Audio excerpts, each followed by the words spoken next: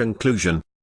We have now followed the course of associations working throughout 19 centuries to undermine social and moral order and above all Christian civilization.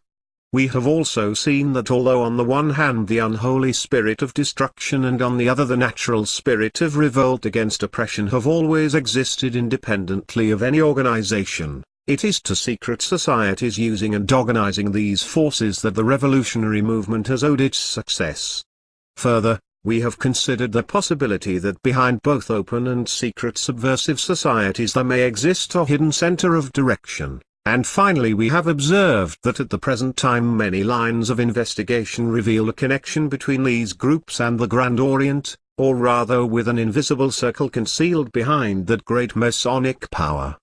At the same time this circle is clearly not French in character, since everywhere the activities of world revolution are directed against France and England but seldom against Germany and never against the Jews.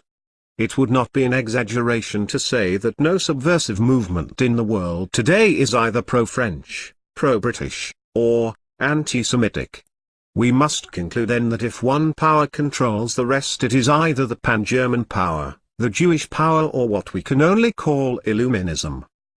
This last hypothesis is one that deserves serious consideration. In the light of our present knowledge it does not appear impossible that if an inner circle of world revolution exists it consists of a purely international group of men whose aim is that of Weishaupt the destruction of the present system of society.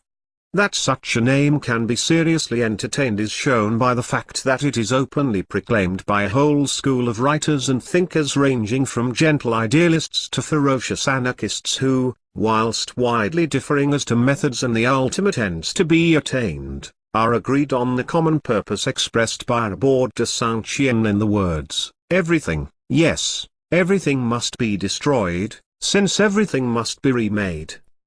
It is idle to say that so insane a project can present no danger to the world. The fact remains that an increasing number of people regard it with perfect equanimity. The phrase, "all civilizations have passed away, ours will doubtless pass away likewise," is continually to be heard on the lips of apparently sane men and women who, whether they advocate such an eventuality or not, seem prepared to accept it in a spirit of complete fatalism and to put up no resistance. The point they ignore is that when civilization existed only in isolated spots on the Earth's surface it might pass away in one spot only to spring to life in another, but now that civilization is worldwide the dream of a return to nature and the joys of savagery conjured up by Rousseau and Weishaupt can never be realized. Yet if civilization in a material sense cannot be destroyed, it is none the less possible to take the soul out of it, to reduce it to a dead and heartless machine without human feelings or divine aspirations. The Bolsheviks continue to exist amidst telephones, electric light, and other amenities of modern life, but they have almost killed the soul of Russia. In this sense then civilization may pass away, not as the civilizations of the ancient world passed away, leaving only desert sands and crumbling ruins behind them, but vanishing imperceptibly from beneath the outward structure of our existing institutions. Here is the final goal of world revolution. If, then, one inner circle exists, composed of Illuminati animated by a purely destructive purpose, it is conceivable that they might find support in those Germans who desire to disintegrate the countries of the Allies with a view to future conquests, and in those Jews who hope to establish their empire on the ruins of Christian civilization. Hence the superb organization and the immense financial resources at the disposal of the world revolutionaries. On the other hand, it may be that the hidden center of direction consists in a circle of Jews located in the background of the Grand Orient, or perhaps, like the early 19th century Illuminati, located nowhere but working in accord and using both Pan-Germans and Gentile Illuminati as their tools. On this point I think it would be dangerous at present to dogmatize. But that the problem is capable of elucidation I have no doubt whatever.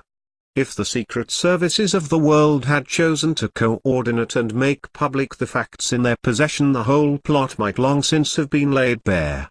A department for the investigation of subversive movements should have had a place in every ordered government. This might have been created by the recent Conservative government in England, but the same mysterious influence that protected the enemy during the Great Wars throughout prevented disclosures that would have enlightened the country on the real nature of the peril confronting it. In the present state of European politics, the only course open to those who would save civilization is to act independently of governments, and form a counter-organization in each country with unofficial bureaus of information maintaining relations with each other, yet each retaining its national character. As far as this country is concerned, I am convinced that only a great national movement can save us from destruction, a movement in which men of all classes and above all of the working class will take part. Fascismo triumphed in Italy, because it was not, as it has been absurdly represented, a reactionary movement, but because it was essentially democratic and progressive, because by appealing to the noblest instincts in human nature, to patriotism and self-sacrifice, it rallied all elements in a disorganized and disunited nation around the standard of a common cause. One cannot bring about any great movement without first kindling a sacred fire in the hearts of men. One cannot move masses of people merely by appealing to self-interest. They must have a cause to fight for, a cause that is not entirely their own. Socialism, whilst enlisting a large proportion of its following by appealing to their baser instincts, has nevertheless, by its false ideals and promises, been able to kindle a fire in many generous hearts, and to persuade deluded enthusiasts that they are working for the welfare of humanity. The only way to combat socialism is to create counter-enthusiasm for a true ideal. Yet even Mussolini found that a purely secular ideal was not enough, and that the spirit of religious fervor was necessary to defeat the spirit of materialism and destruction. For behind the concrete forces of revolution, whether Pan-German, Judaic, or Illuminist, beyond that invisible secret circle which perhaps directs them all, is there not yet another force, still more potent, that must be taken into account?